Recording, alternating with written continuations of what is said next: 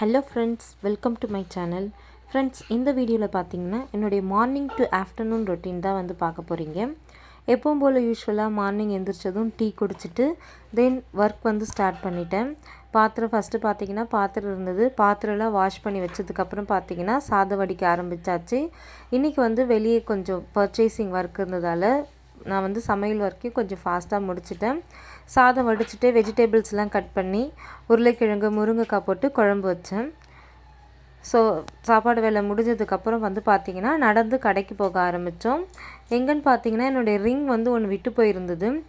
So அந்த ring வந்து பற்ற வச்சுட்டு அதுக்கப்புறம் வந்து துணி கடைக்கு போகிற வேலை இருந்தது. அங்கும் வந்து போயிருந்தோம். ஃபஸ்ட்டு நாங்கள் போனது பார்த்திங்கன்னா பத்தர் கடைக்கு தான் போயிருந்தோம். அங்கே போயிட்டு என்னுடைய ரிங் வந்து பற்ற வச்சாச்சு.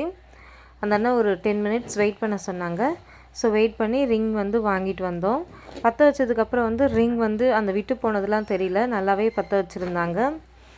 அதுக்கடுத்தது விழுப்புரத்தில் இருக்க கன்னிகா பரமேஸ்வரிக்கு தான் போயிருந்தோம். அங்கே வந்து பார்த்திங்கன்னா ஃபஸ்ட்டு சாரீஸ் வந்து பார்த்தோம். சாரீஸ் வந்து லைட் வெயிட் சாரீஸ் பார்த்தோம். ஸோ கலெக்ஷன் வந்து நல்லாவே இருக்குது. ரேஞ்சும் வந்து அஃபோர்டபுளாக தான் இருக்குது ரேட்டும். சாரீஸ் பார்த்துட்டு அதுக்கடுத்தது வந்து சுடிதார் வந்து பார்த்தோம். ஸோ இப்போ ட்ரெண்டிங்காக இருக்கு இல்லையா, so long top with shawl அந்த சுடி தான் பார்த்துருந்தோம். அதுக்கடுத்தது பார்த்திங்கன்னா நாங்கள் வந்து வளையல் கடைக்கு போயிட்டு கொஞ்சம் வளையல் கம்பல் அந்த மாதிரி திங்ஸ் வந்து வாங்கியிருந்தோம்.